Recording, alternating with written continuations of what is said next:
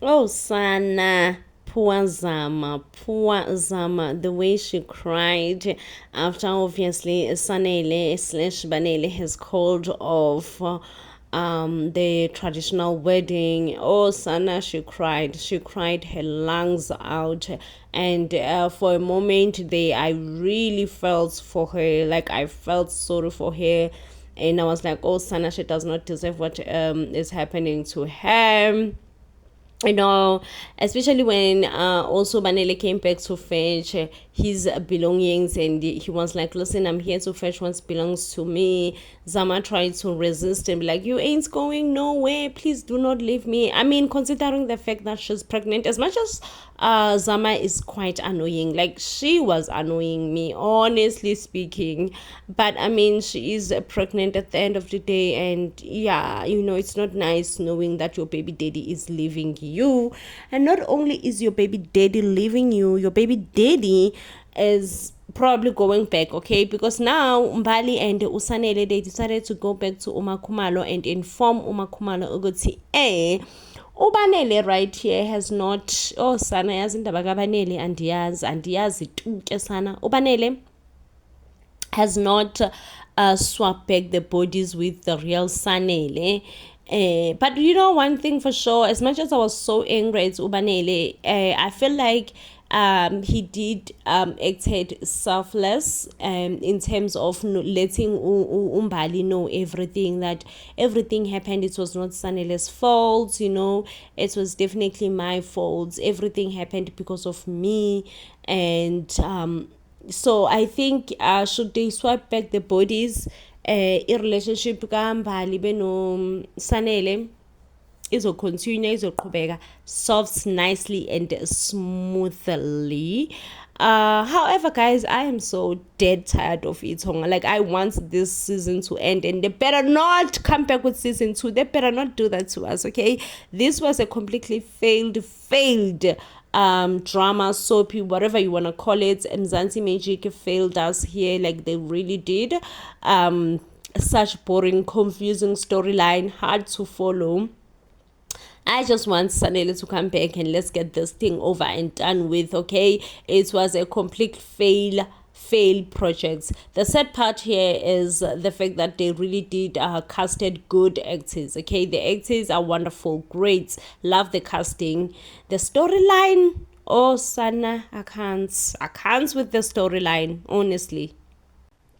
She doesn't like Umembezo to go on, and she would like ukuthi bebe no Sanele together and forever and forever. And no Sanele naye uthi nekhululeka I mean ubanele, and I'm not sure because uZama ngimzwe ekhuluma nomngani wakhe as if she is very much we are suspect her, she's away, we are suspect ukuthi no, these people could be swapping bodies and it's a different spirit but same body, but yeah, in a way also uZama ushilo ukuthi angeke ngise ngilenze lelo phutha lokuthi ngimbuze mina ubanele ukuthi hey kahle kahle kwenzakalani la namlisa, she did say ukuthi angeke simbuze uzothula nendaba. So one day I hear in bed, I'm struggling to connect noZama in terms of as she away, ukuthi now as much as it's Sanele's body but it's now Banele. Yo guys, they are confusing, that's indaba. Kodwa ke guys, uBanele uthi nje lalela, you are the only person odeserva ukuba uMrs Magwaza nje umembezo will take place ngi-6 feet because there is no way that the members will continue and go on whilst me and you, yo guys, kwaze kwa stressful indaba kaSanele benomane, like is stressful ngalendlela exakile nkosiyami, exakile. Meanwhile nkosiyami sinomakoti wethu la, yay sinomakoti wethu akamhle uMbali. Guys, lalela, yay if ubuhle buyathengiswa, sisacela ukuthi uMbali esitshele ukuthi buthengiswaphi. Sisacela nje uMbali esplage bafethu sizowazi ukuthi ubuhle buthengiswaphi, because ugirl akamhle kalokhu, like mhle, like gorgeous girl, she is beautiful, like mhle sana. So if khona la ubuhle buthengiswa khona sisacela bandla do right by us wezama, do right by us, usithengisele ubuhle, like so sonke siyafuna ukwazi ukuthi ubuhle kahle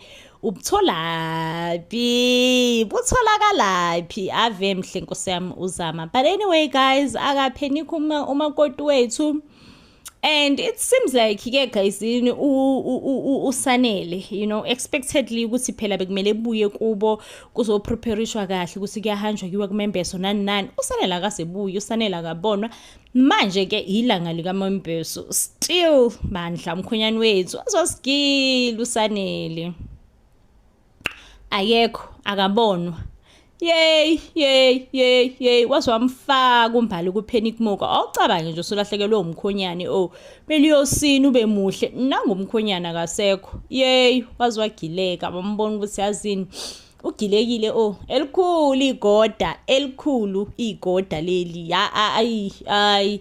So ke guysini angeke ngise ngintshele ukuthi uMembeso uzoqhubeka noma uzoma, because at this moment akwaziwa guysini, at this moment angiboni ukuthi kuclear for most of us, you know, it's still a very much mystery within most of us, you know, to know and to understand ukuthi kahle what is happening, you know. Will Sanele show up and be there for uMembeso, or will Ubanele keep on being with Uzama?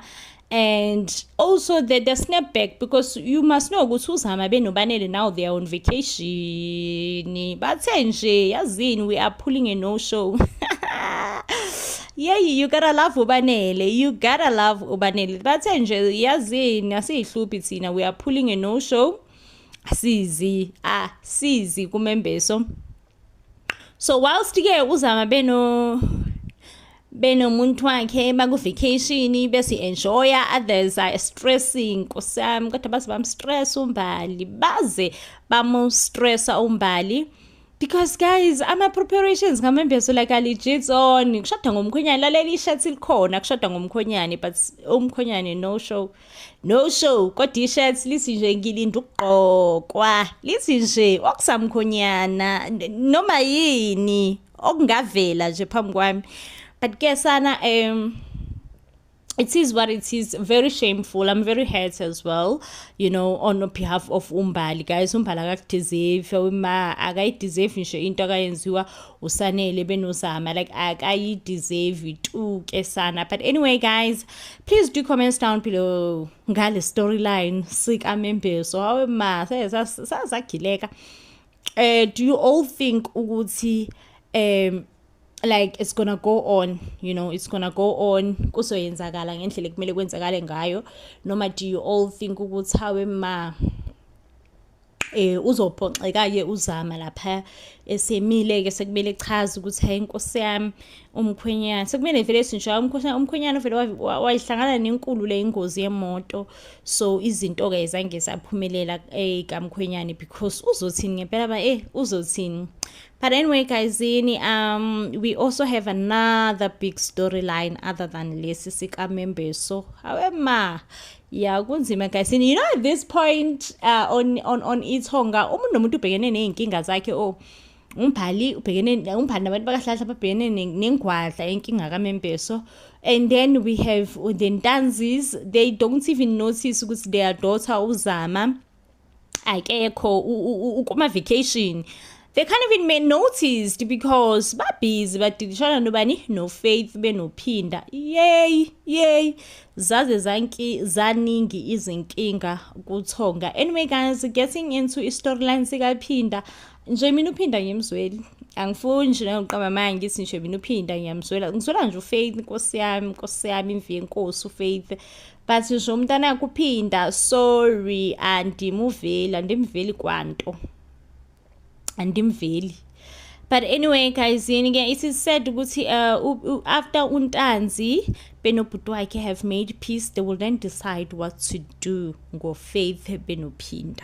Yeyiwe gazini, ngiyazazi ney'gebengu, yabona uphinda inswela boya shame, inswela nje boya yesigebengu. Lalela-ke gazini, after uPaulo benomduduzi decided to make peace, and you know nje making peace yabo nkosami ibiformally, ibi-involve namadlozi, ubona nje ukuthi hayi iformal nansi into ethi let's make peace.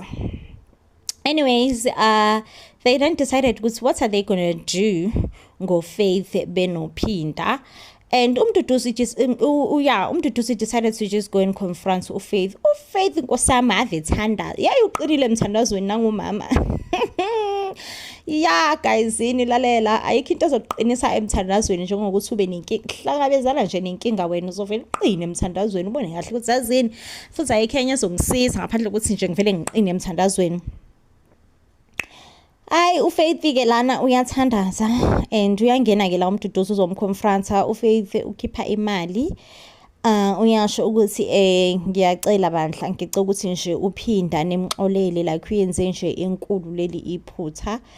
And umduduzi uthi nje no, asoze nina ninomntanakho niyamakhulu amaqola ey'gebengu because ningixabanise nobhuti wami. And umduduzi uyasho la ukuthi nawe Faith waze wangiphoxa all along, uyangibuka ngiyaxabana la nobhuti wami and wena like uyalazi iqiniso, uyazi ukuthi what has been going on between thina sonke lana, and awunankinga, like you are just not bothered, you know. And all along mina ngiyaxabana-ke la nobhuti wami, mina nobhuti wami asisakhulumisani nje, it's just a mystery between my brother and I. Wena you just could not be bothered, you just could not be bothered by anything whatsoever. Okay ke umduduzi uyasho-ke la ukuthi hayi waze wangiphoxa Faith, shuthi nje baqinisile mabethi ungabomthemba umuntu, because like I honestly was putting my trust in you and you have like deeply disappointed me. uFaith ukhipha nemali, umduduzi uthi hey bo Faith, waze walethi usho nje wena ngempela ngoba ungaboni ukuthi le ndaba akuseyona nje indaba yemali, like ayisayifuni imali, le ndaba over above and beyond imali. Yo guys, like nami I fell for Faith, like I really do, because njengomzali guys, what was she expected to do? Honestly, what was she expected to do? Sell out her only son? Like kunzima guys, good difficult, you know. You can't ask anyone rather to sell out their only son. Like it's close to impossible. Cannot ask anyone to say, hey listen, sell out your only son. Like guys, like let's be real now, okay? So I understand also like this thing yemali escalated, especially because umduduzi actually did have like a serious fight with uMpangensitha, and I guess ukuthi umduduzi naye he's out for blood, you know. He's just like, I got humiliated, ngahlazeka ngisho nala endaweni yangakithi, everybody knew about ukuthi ngixabane nobhuti wami and now I'm nothing, you know. And uFaith nkosi yami sabathe nje uyayingcenkela ukuthi hayibona xola nkosi yami phela, you know, it was a thing yokuthi phela ulontuzana usemncane uphinde kuhle, and nje beku confusion, you know, a whole lot of confusion was happening, and now I am starting to see clear that I shouldn't have. Yeah. Umduduzi usisala kanjalo mama nokukhohlakala kwakho. And I'm not even exaggerating. That's exactly what he said. Uthi nje nina nizoyibona futhi nizoyithola into enifanele, angifune nje nakwamali yakho, ungalinge nje uzoyihlupha uzokunika imali, because this is beyond money. This is nothing that money can fix. Money cannot even mend what has been broken, between what you and your son tried to break. Yo guys, And you know, the most sad thing, Faith, as much as she took out all her savings, she still says her savings doesn't reach the money that is needed, which is just 56,000. You know, it's not like it's a million, it's just a 56,000. But again, she'll still be like, oh no, but the money does not reach the money that is not needed. But I promise you, I will pay you every cent as long as you will spare my son's life. Hi, shame. You can tell ukuthi the Ntanzi brothers are in it for life, are in it for blood. Bathi nje angeke asoze. And you know, the way Mduduzi just hands his back on Ufaith, and Ufaith is left there begging. And Ufaith has been locked in this room for like some time now, you know, which makes me wonder, oh, poor Faith, has she even had anything to eat? Because we remember Umpangenzita did say Faith's punishment will be that she will go on days and days without food. Hayi ke guys, nasi sigelekeqe usuphinda yazi futhi inkosi yami uphinda sigelekeqe yazi sigelekeqe hayi asikho ngisho focus lesigelekeqe inswela boya nje yomuntu akekho ngisho na focus akuyena nophinda akuyena yini uphinda oziqaqayo, because phela uphinda was tied in a different room from Ufaith. Nangoku uphinde iqaqa coming to Ufaith ke lana usa kuFaith akwenziweni aku-escape, and uyazi ukuthi Nkosi yami amaqhinga akhe onke have been failing. Why is he even attempting and dragging Ufaith along? Oh, Nkosi yami, Ufaith is such a great mother though, because she does say ukuthi yazi mntanami, perhaps it's better ukuthi kube wena who will escape, okay, and leave me here so that mina ngizoshela amacala akho, because Ufaith, at least she is at her senses right now. She knows ukuthi should they escape, they will make this thing worse, okay, it's gonna be worse. So it's better if uphinda escape one and the one person will be left to take the punishment. Yo, I ngithi uphinda did not even think twice. Yay, angilazi igwale njengophinda. Ngithi uphinda did not even think twice ukuthi himself he has to escape and leave his own mother to take the hit. Hayi shame. Hayi makusuka khona amagwala emhlabeni, kodwa bona uphinda ulast number wegwala. Hayi indeed ke uphinda will escape, and as soon as the Ntanzi brothers finds out ukuthi uphinda escapeile, yo, they will go AWOL.